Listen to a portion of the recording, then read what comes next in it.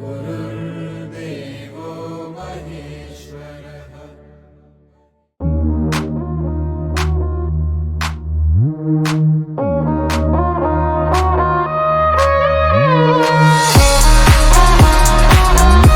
ऋग्वेद को लिखा नहीं गया था, बल्कि यह मौखिक परंपरा से पीढ़ी दर पीढ़ी आगे बढ़ा।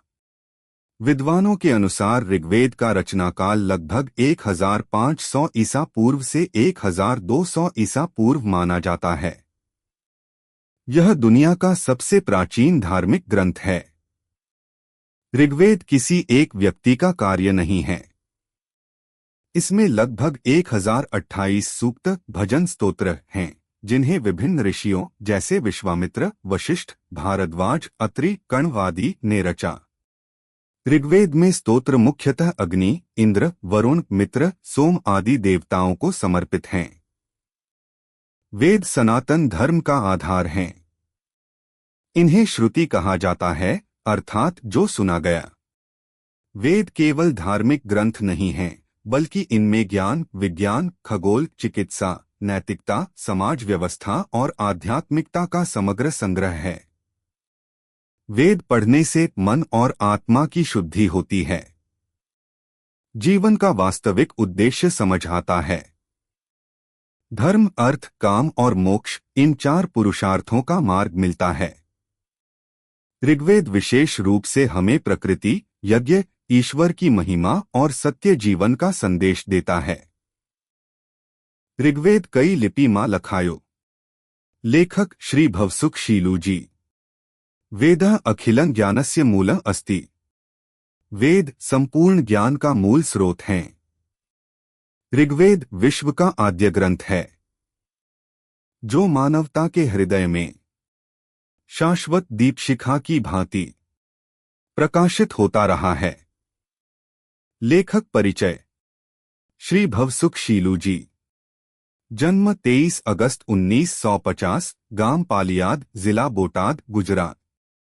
बचपन से ही उनका स्वभाव ईश्वरीय खोज और दिव्य ज्ञान प्राप्त करने की ओर रहा। वर्ष 1986 में उन्होंने कठिन कैलाश मानसरोवर यात्रा की। वे श्रीमद् भगवद गीता, शिल्प स्थापत्य, इतिहास और पुरातत्व के गहरे ज्ञानी रहे। अजंता, एलोरा, खजुराहो, मांडू और भारत भर के सांस्कृतिक स्थलों का भ्रमण कर अध्ययन किया। उन्होंने मोटर व्हीकल इंस्पेक्टर की सरकारी नौकरी छोड़कर अपने जीवन को एक ऋषि की भांति धार्मिक शोध और लेखन को समर्पित कर दिया। तपस्या और ग्रंथ। लगभग 12 वर्षों की कठोर साधना, शोध और निरंतर अध्ययन के बाद उन्होंने अपने जीवन का अमूल्य फल समाज को समर्पित किया। यह ग्रंथ ऋग्वेद कई लिपि मां लखायो मात्र एक पुस्तक नहीं है, बल्कि एक साधक की तपस्या और सत्य का जीवंत प्रमाण है। ग्रंथ की विशेषता। इस ग्रंथ में विस्तार से बताया गया है कि ऋग्वेद किस प्रकार ब्राह्मी, गुप्त, नागरी, शारदा और अंततः देवनागरी जैसी लिपियों में संरक्षित और सुरक्षित रहा। यह पुस्तक केवल इतिहास नहीं है, बल्कि यह प्रमाण है कि वेद शाश्वत हैं। वे समय और लिपियों के बंधन से परे हैं। समापन।